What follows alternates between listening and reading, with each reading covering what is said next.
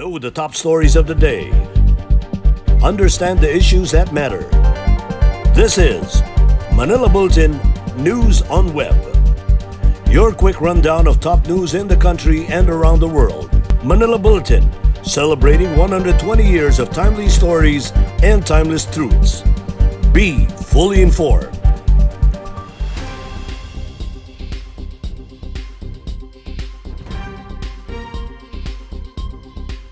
Hi, I'm Barbie Atienza. This is MB Now, and here are your news on web. President Rodrigo Roa Duterte has extended the Modified Enhanced Community Quarantine, or MECQ, in the National Capital Region Plus bubble until May 14, 2021, days after the country reached its millionth COVID-19 case this week. Duterte made the statement 2 days before the existing MECQ in the NCR, Bulacan, Cavite, Laguna, and Rizal expires on April 30. In his pre-recorded public address on Wednesday night, Duterte announced that the city of Santiago in Quirino and the province of Abra in the Cordillera Administrative Region are also under MECQ until the end of May. Meanwhile, 15 provinces and cities are under the General Community Quarantine, or GCQ, until May 31, 2021. The rest of the Philippines will be placed under the modified GCQ until the end of May.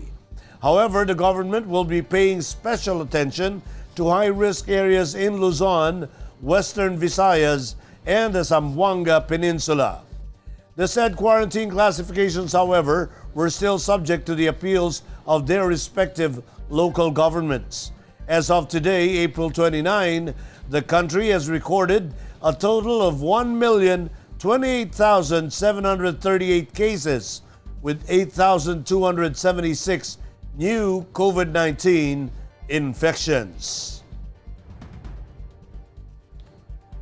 President Duterte has asked for the public's understanding following his decision to extend for another 2 weeks the MECQ in the NCR Plus bubble, saying it was necessary due to the spike of COVID-19 cases.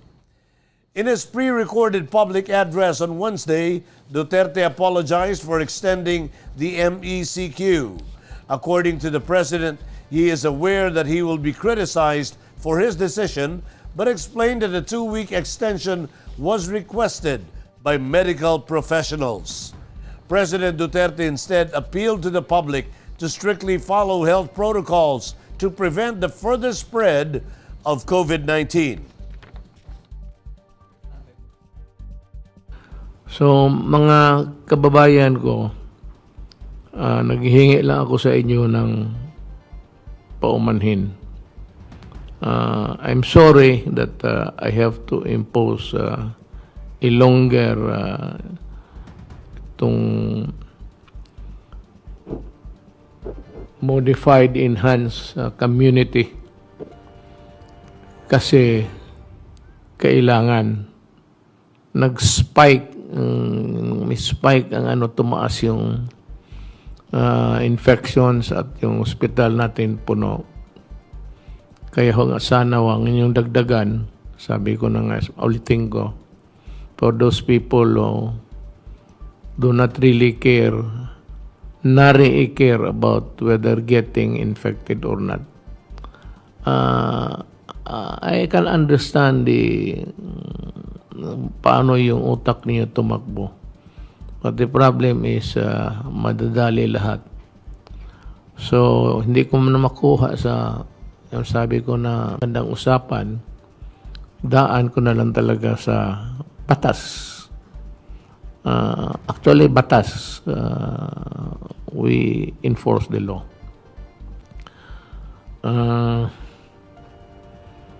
Ngayon,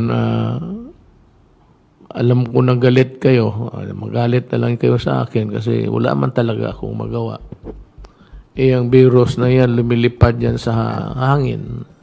Kung kausap mo yung may virus, na mavirus ka rin, yan ang problema dyan sa COVID-19 virus. So, sumunod na lang muna kayo, total para man ito sa lahat. I would be the last, ako yung pinakahuling tao na mag-istorbo sa buhay ninyo.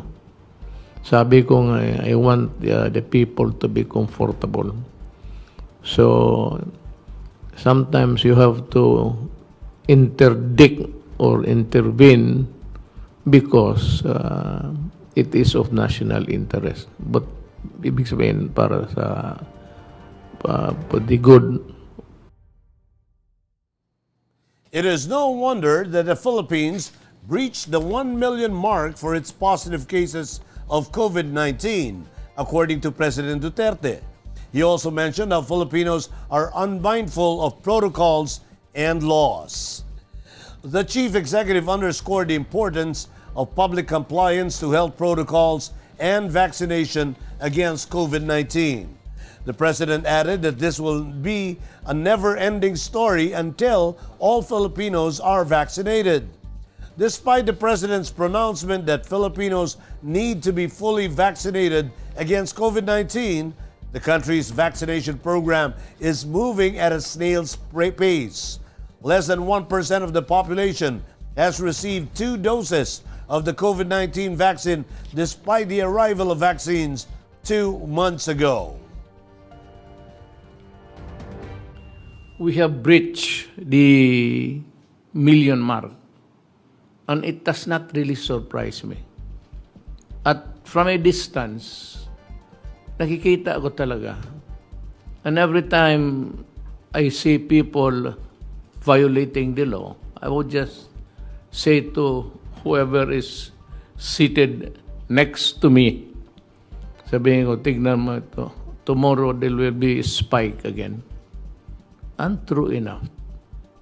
And it will never be an ending story until all Filipinos are vaccinated. There will always be a rise and maybe exponential ang takbo ng COVID sa Pilipinas pag hindi kayo sumunod ng batas.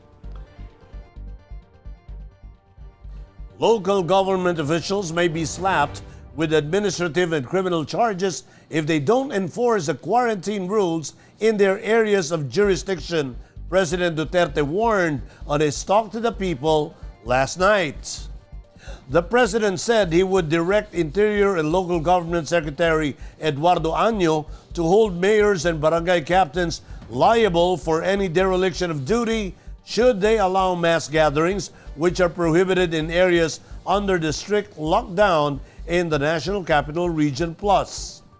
He noted that concerned local officials will be given a chance to give their side on why they should not be charged for dereliction of duty.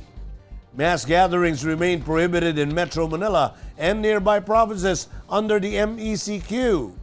The latest quarantine level of the National Capital Region Plus has been extended until mid-May to curb the spread of the coronavirus.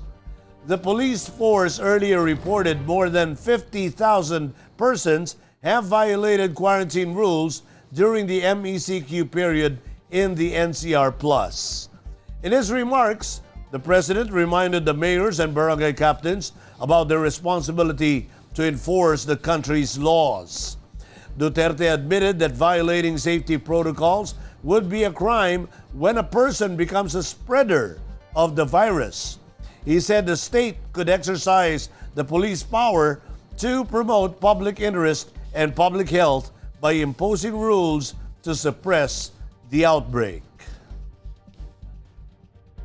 I will hold responsible and I will direct the Secretary of the Local Government, DALG, to hold the mayors and responsible for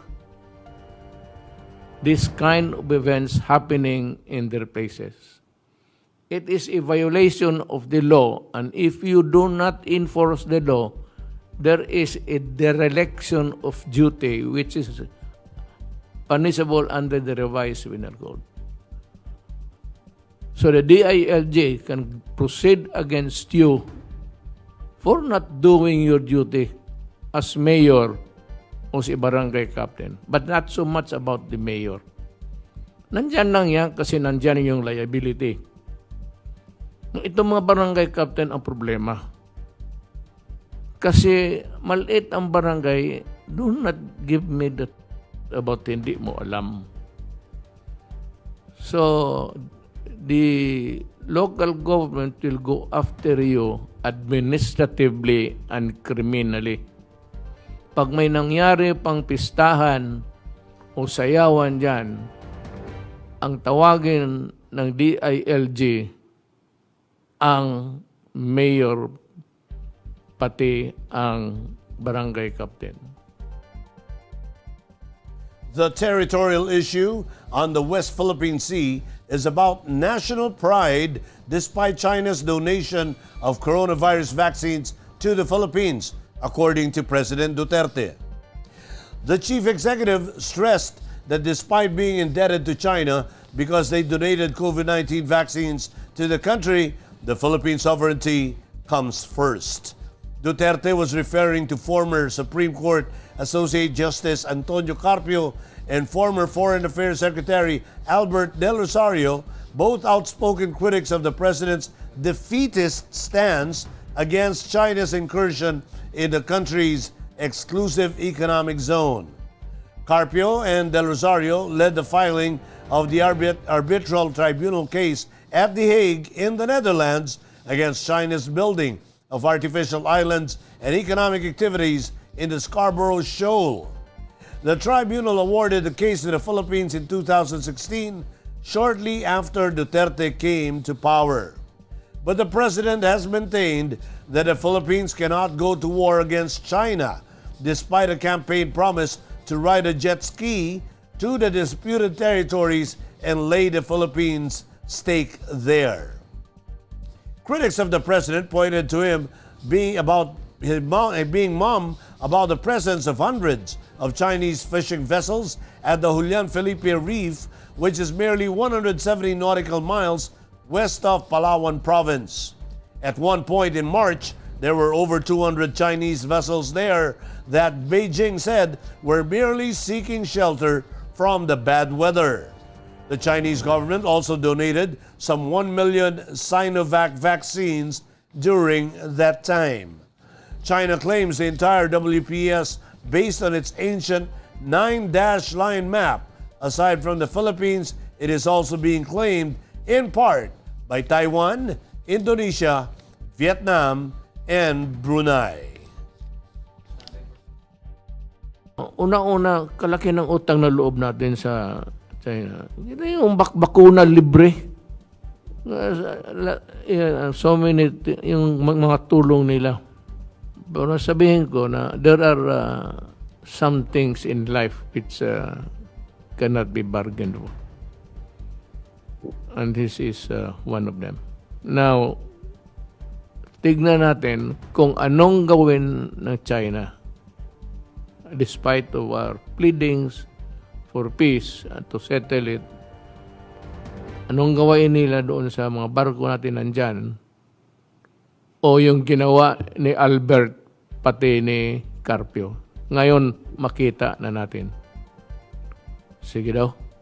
Yun lang lang siguro, mga kababayan ko. Medyo emotional ako konti. Pero alam mo na, it's national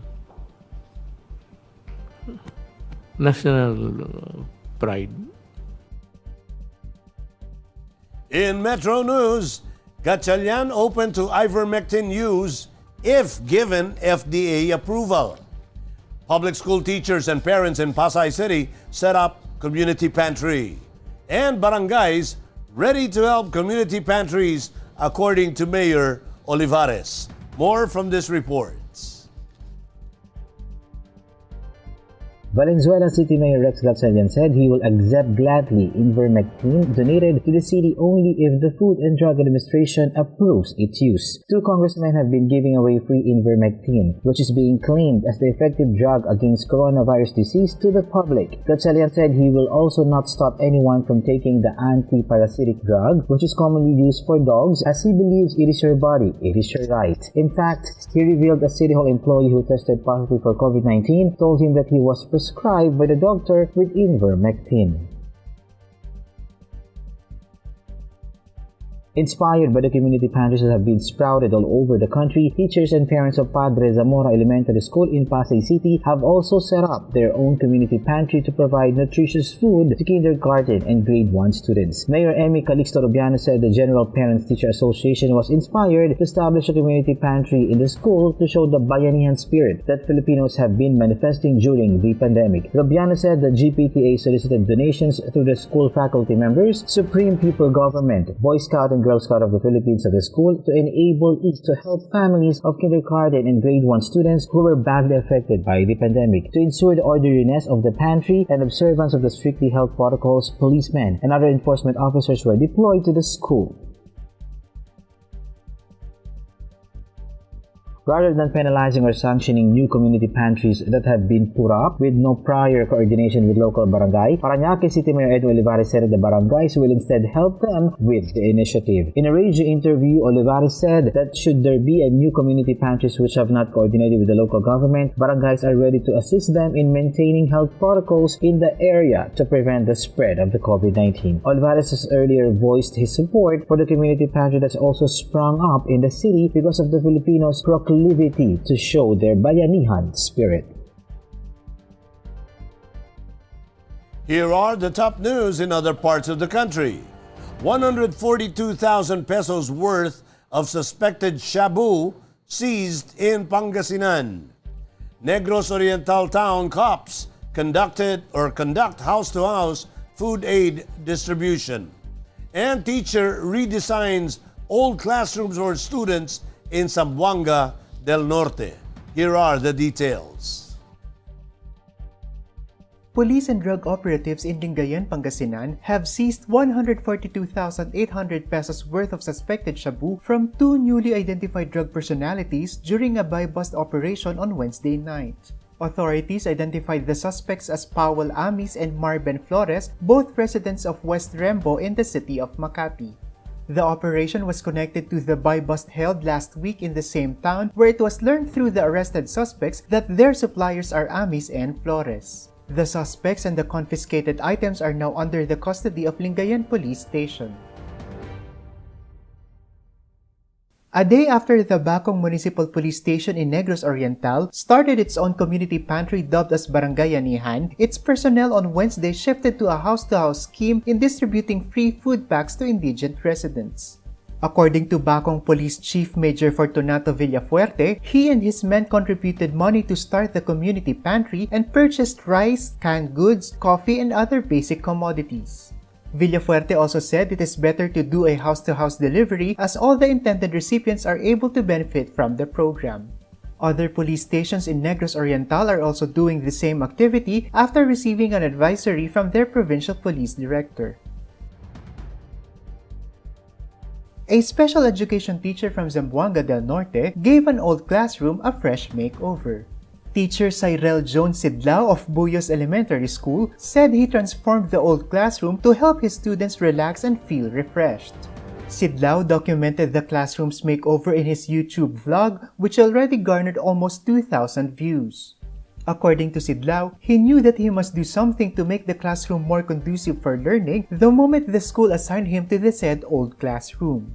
The makeover is also important as Sidlao teaches children with difficulties and are easily distracted. Sidlao was able to redesign the old space for only 20,000 pesos and took him 2 months to renovate the classroom on his own. In world news, India battles raging new wave of pandemic as Europe counts 50 million cases. Myanmar junta wants stability before heeding pleas on violence. And First Sotheby's auction showcases Air Jordan's sneakers. Let's watch this report. India's coronavirus death toll soared through 200,000 on Wednesday, with wave of new cases swamping hospitals and sending desperate families off to scour the capital for oxygen and medicine as Europe's registered cases topped 50 million. The virus has now killed more than 3.1 million people worldwide, with Europe the worst hit region. Offering a glimmer hope, the co-founder of BioNTech, which developed a COVID-19 vaccine with Pfizer, is confident that the shot works against the variant that's plaguing India. In New Delhi, car parks have been converted to crematoriums, and the body counts has sparked a shortage of wood for funeral pyres. Relatives of the sick are crowding outside hospitals and pharmacies in search of treatment and medicines. Myanmar's junta said Tuesday it would heed regional pleas to stop violence only when the country returns to stability, as fresh fighting erupted with a major ethnic group along its eastern border. The nation has been in turmoil since the military ousted civilian leader Aung San Suu Kyi in a February 1 coup, triggering a protest movement that security forces have met with deadly crackdowns. The violence, in which more than 750 people have been killed by security forces according to a local monitoring group, has raised alarm among regional neighbors. Junta leader Min Aung Hlaing attended a weekend meeting on the crisis with the leaders of the 10-country Association of Southeast Asian Nations, or ASEAN, his first overseas trip since he seized power. The leaders issued a 5-point consensus statement that called for immediate cessation of violence and a visit to Myanmar by a regional special envoy. Sotheby's organizes its first ever sneakers auction in Geneva, with in particular a pair of basketball legend Michael Jordan's famous Air Jordans from his rookie season. The shoe estimated to sell for 100,000 to 150,000 Swiss francs, or 109,500 to 164,000 US dollars. For Sotheby's, certainly the Air Jordan 1s are the one of the grails. It is truly iconic piece, worn by arguably the greatest basketball of all time, and sort of the beautiful piece with the greatest story behind it. This is the reason why the collectors are chasing for it as a trophy in their collections. In entertainment, the national costume presentation at the Miss Universe competition is one of the pageant activities many are excited to watch. One of the candidates that is already standing out is Miss Israel Tahila Levi, who recently revealed her national costume for the pageant. Using 300 hand-painted face masks, designer Shai Shalom was able to create a dress that is called After COVID. In a series of Instagram posts, the dress received a positive response from netizens commending both Shalom and Levi. In sports, two-time United States champion Wesley So succumbed to Armenia-born Levon Aronian in the quarterfinals to crash out in the new chess classic of the Meltwater Champions Chess Tour on Thursday, April 29. So failed to come through after drawing the first two games and losing the third that sealed Aronian the match victory. With the win, Aronian moved on to the semifinal with world classical champion Magnus Carlsen on Friday. So's exit puts him in danger of losing his grip on the overall tour lead, especially with Carlsen currently running a close second. The loss also failed So to follow up his title victories in the Skilling Open last November and the Opera Euro Rapid in February. And those are the news on Web today, April 29, 2021. For more news and details, get your copy of the Manila Bulletin newspaper tomorrow, or you can log on to www.mb.com.ph. You may also subscribe to our newsletter through the link on this video's caption to have the day's latest news delivered to your inbox. I am Barbie Atienza for Manila Bulletin. Join us again tomorrow. This has been MB Now. Be fully informed.